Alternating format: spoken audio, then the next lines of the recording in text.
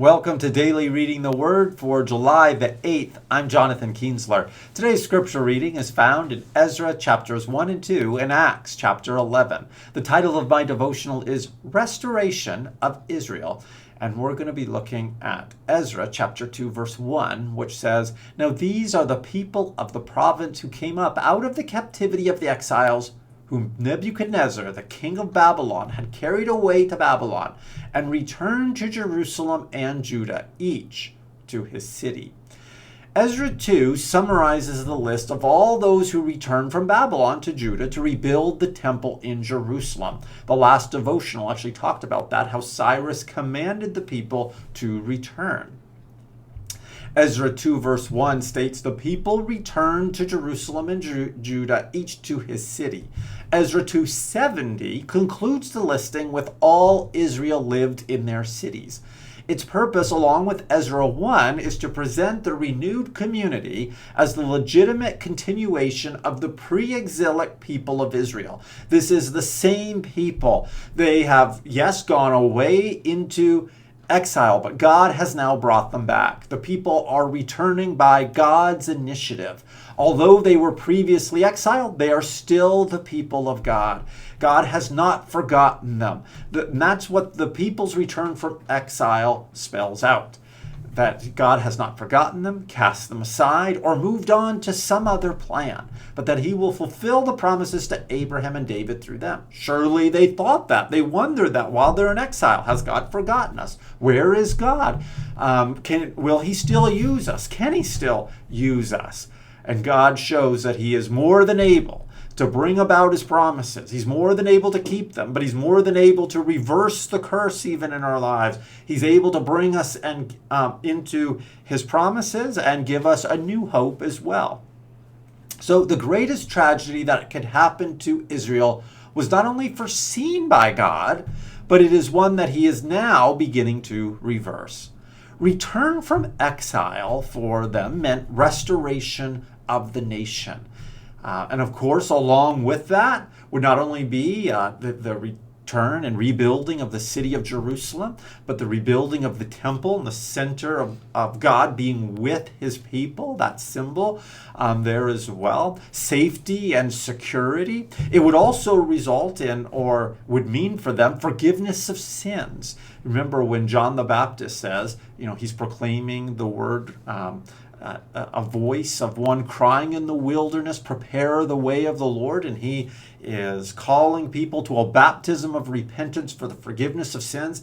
John the Baptist is announcing a return from exile.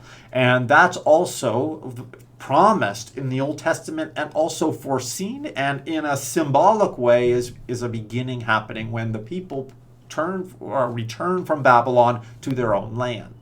Also, what return from exile means is hope for the future. God is not only with us, but he will restore us, heal us, bring about his promises. So the people returned were a very small fraction of the Israelite kingdom. In fact, it's like less than 10%. But God is clearly at work. And as Christian believers look back, we know what God is able to do with small beginnings.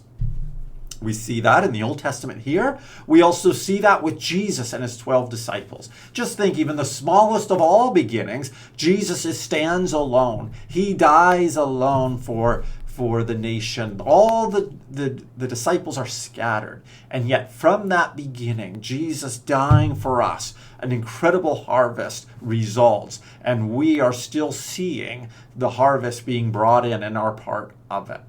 Jesus and his 12 disciples have now become the mighty people of the Messiah that stretches across all nations. Remember, Jesus said that they would be his witnesses, talking to the disciples. They would be his witnesses in Jerusalem, Judea, Samaria, and even to the ends of the earth. We're seeing that in our day. And now they do not number in tens or thousands or even millions, but even billions of people have come to know Jesus Christ as our Lord and Savior. So now in the last days, we long for the completion of God's plan, saying, "Come, Lord Jesus," knowing that his delay is one of patience. and that God is not wanting any to perish, but for all to come to repentance. We see that in 2 Peter 3, verse 9. So do you marvel at God's plan for his people that stretches over the course of thousands of years? Sometimes we could think, man, when is he ever going to come back? It's worthy of God that he would save generation after generation, bringing people to himself, and that his purpose and plan and that his people would spread around the globe. That's worthy of God. So knowing what God can do with a small beginning, what do you hope for the future? Let's pray. Heavenly Father, I thank you for your word. And Lord, your word gives hope to us in all of our situations. If we stand alone among our family as one who believes, we know that you're able to save. You're able to bring us new hope, but also you're able to save our friends, our family, our relatives. Lord, you love those whom we love. And so nothing is impossible with you. Lord, we pray that we would put our eyes on you and know that you fix the broken, you bring restoration, you make beautiful things out of those things that are even cast aside. We love you and we thank you, Lord, that you are so good. You are our only hope and our only salvation. In your name we pray.